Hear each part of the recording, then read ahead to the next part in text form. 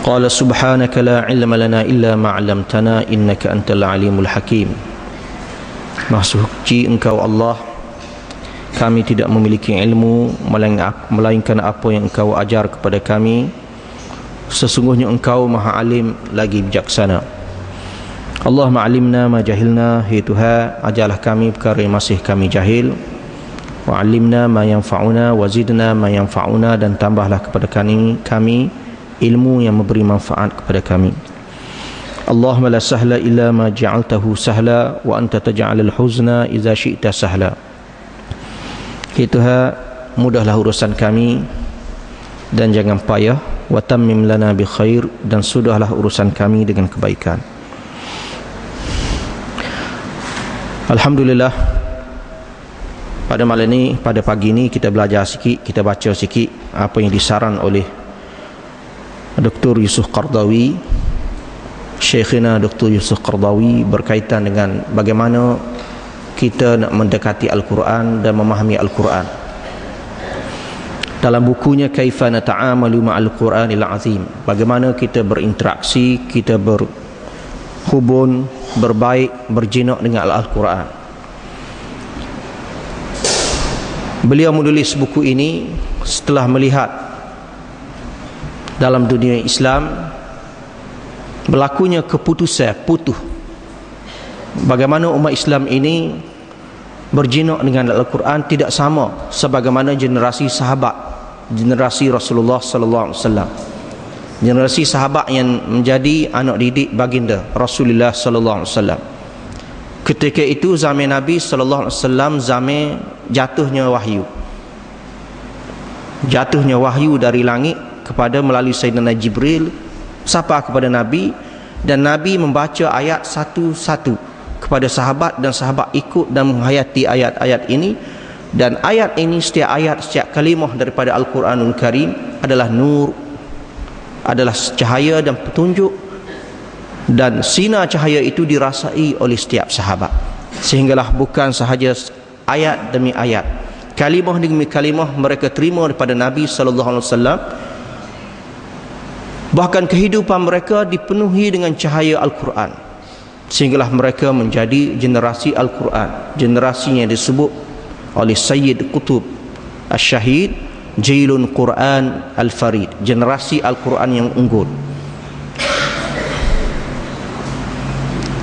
yang disebut oleh Sayyid Qutb Al-Hayatu Ma'al Quran Ni'matun, hidup bersama Al-Quran sebagaimana ataupun gambaran yang dirasai oleh sahabat-sahabat Nabi. Al-hayatu ma'al Qur'ani ni'matun la ya'rifuha illa man zaqaha.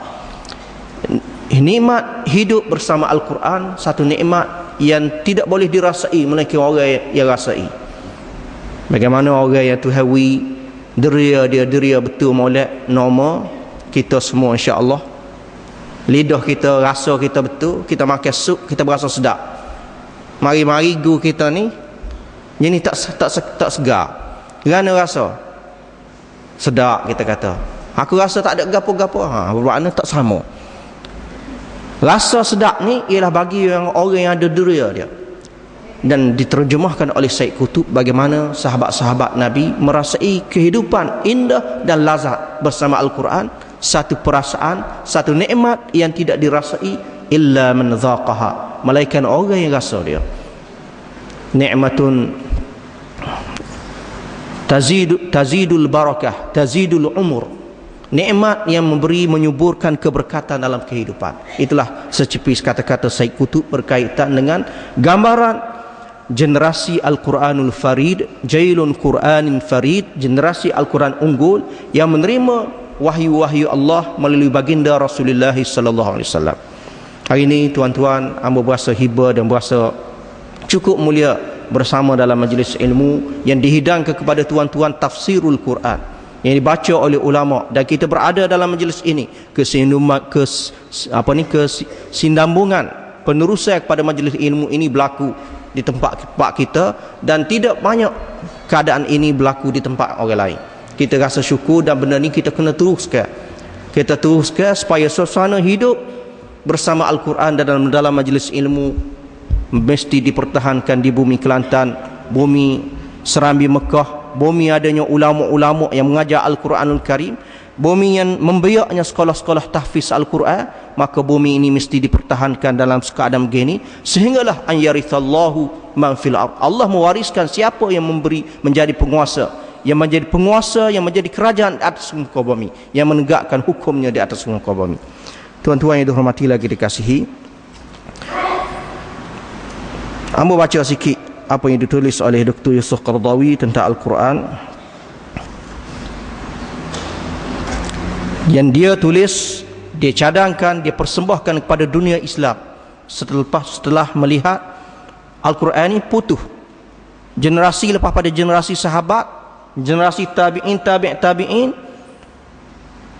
generasi kebelakangnya ini jauh daripada Al-Quran. Ittakhadul Qur'ana mahjura. Quran ini tak pinggirkan dan tak erti mengagungkan Al-Quran.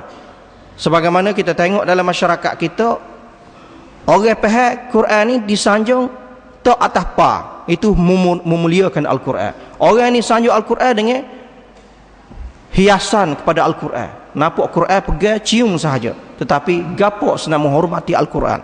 Maka Dr. Yusuf Al-Qaradawi menulis buku Kaifa Nata'amalu Ma'al Quran. Bagaimana kita nak interaksi dengan Al-Quran, hormat Al-Quran biar pada dengan kedudukan Al-Quran. Maka sebab itulah dia tulis di sini. Sebelum pada tu dia kata sebelum mengenali Al-Quran, nak interaksi dengan Al-Quran, ada sini 7 istimewa Al-Quran yang perlu memfaham. Yang pertama dia kata Al-Quran kitabun ilahi. Quran ni kitab ketuhanan, bukan kitabun basyari, bukan kitab kemanusiaan, dan bukan kitab nabawi, kitab kenabian, bukan nabi yang rekod. Dia adalah kitabun basyari, kitabun ilahi, kitab ke ilahi, ketuhanan. Yang kedua dia kata kitabun mahfuz. Kitab Quran ni bagai-bagai mahfuz yang dipelihara. Dia tak serupa dengan kitab-kitab bagai ditulis oleh orang lain. Kitab orang lain tidak terpelihara, tidak terjaga. Quran ni bagai terjaga. Bahkan Quran jaga tak terjaga Al-Quran, Tuhan buat Quran ni mampu dihafaz oleh hati-hati manusia. Sedangkan kitab lain, walaupun kitab samawi, Allah Ta'ala tidak jamin dijaga 100%. Termasuklah kitab Taurat, kitab Zabur, tak ada manusia yang mampu hafaz Al-Quran. Tetapi kitabullah Al-Quranul Karim dihafaz oleh juta umat Islam seluruh dunia. Walaupun tak faham bahasa Arab, tanya mas muka nama gapo tak reti nak jawab, tapi Al-Quran kalau baca salah dia boleh betul. Ini nak ayat Quran ni mukjizat. Quran ni bagai dipelihara oleh Allah Ta'ala, menyebabkan manusia yang bersih, manusia yang baik, boleh hafal Al-Quran, boleh ingat walaupun dia tak faham gapo makna dia. Ini antara tanda Quran ni istimewa tak serupa. Mahfuz, dia ni dipelihara oleh Allah. Kitabun mu'jiz. Nombor 3 kata Yusuf Qaradawi, sebelum kita nak interaksi dan nak puja, nak agungkan Al-Quran dan nak letak Al-Quran di tempat yang selayaknya, mungkin apa Al-Quran ni kitabun mu'jiz. Kitab yang dia ni mu'jiz. Apa dia mu'jiz? Melemahkan orang lain. Mu'jizat. Tak ada benda bagai mu'jizat yang terbesar yang ada pada Nabi Muhammad sallallahu alaihi wasallam, Nabi akhir zaman, ialah Al-Quran. Hak ada tangan kita. Mukjizat ni apa dia mukjizat? Sebelum pada tu, mukjizat ni benda hak luar biasa, benda yang tak ada kudrat kita memikir boleh lawan dia. Melainkan benda ni kita kena terima kuasa Allah Taala. Ini maksud mukjizat. Mukjizat bukan makna luar biasa boleh jalan atas air, boleh nayar atas langit. Mukjizat yang berlaku kepada Nabi sallallahu alaihi wasallam ada beberapa ketika. Ada ketika Allah Taala tunjukkan mukjizat kepada Nabi sallallahu alaihi wasallam sebagai ta'yid, sebagai memberi kekuatan kepada Nabi dalam keadaan Nabi berada dalam keadaan getir, dalam keadaan tegang. Contohnya semasa berlaku dalam peperangan, beberapa peperangan Ahzab sebagai contoh. Mukjizat hissi yang dapat dilihat oleh sahabat-sahabat dan orang kafir dapat lihat, seperti dalam peperangan Ahzab, peperangan Khandaq. 15 hari sahabat-sahabat Nabi musim sejuk, dia buat persiapan nak tunggu kemarahan musuh-musuh daripada Mekah. mari pada kumpulan yang banyak. Sebab tu panggil Ahzab, kumpulan yang banyak bercantumnya puak Quraisy Mekah dengan kabilah-kabilah lain nak serai kota Mekah, setiap penjuru, dan pecah pula pakatan ataupun penduduk Mekah sendiri, penduduk Madinah daripada Bani Quraizah dan Qainaqah.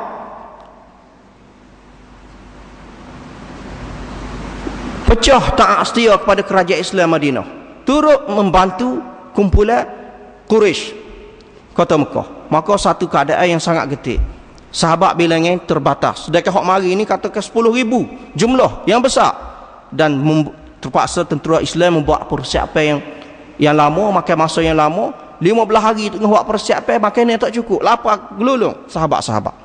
Maka ketika itu tengah-tengah Rasulullah pun rasa kelaparannya, sahabat-sahabat semua rasa kelaparannya. Maka Jabir bin Abdullah, seorang sahabat Nabi, Abdullah bin Jabir, panggil bisik kepada Rasulullah, wahai Rasulullah, kita ni lapar belaka, tak apalah, isteri hamba dalam kemah ni masak waksuk sekwaya, kira-kira bolehlah kita makan 2-3 orang hamba ini. Rasulullah, isteri hamba boleh makan, mari bisik, jangan ayak kat orang lain. Nabi nengung, Nabi kata berkali Nabi kata tak patut ni, semua sahabat makan tak tergamuk, semua dalam kelaparan berasa tak tergamuk nak makan seorang. Nabi kata tak apalah, nak panggil belakang. Rasulullah kata, wahai semua saudara-saudara, mari kita pergi rumah Ummi Abdullah, kita pakat makan belakang. Abdullah ni hunggah balik dalam kemah bini dia, pada dah Nabi panggil belakang. Ada cuma mana dapur, tengok sepuyuk kecil ya, kira-kira nak makan 2-3 orang, tapi Nabi panggil belakang. Pusinglah Ummu Abdullah ni, hak ni dia sudahlah, bak apa ayat gitu, tak ayat kau Nabi kita buat sikit ya, marah ke tok lelaki dia. Tok lelaki kata nak buat Nabi, amo ayat dah Nabi panggil juga. Tak apa, Rasulullah pun panggil, mari belakang, jujuk mari belakang tentera Islam yang berkhemah dan membuat persiapan untuk peperangan Ahzab. Pakat mari belakang, Nabi kata tak apa, mana senduk, mana nyebok, amo tolong cebok. Nabi cebok, bagi cebok, semua boleh makan. Hak hanya dibuat untuk 3 orang makan ni, Nabi cebok sendiri, semua boleh rasa, dengan rotinya, dengan kuahnya, cukup makan belakang. Air begitu Nabi curah-curah, semua boleh makan. Ini dia panggil mukjizat hissi, mukjizat yang tak boleh kita fikir dengan akalan.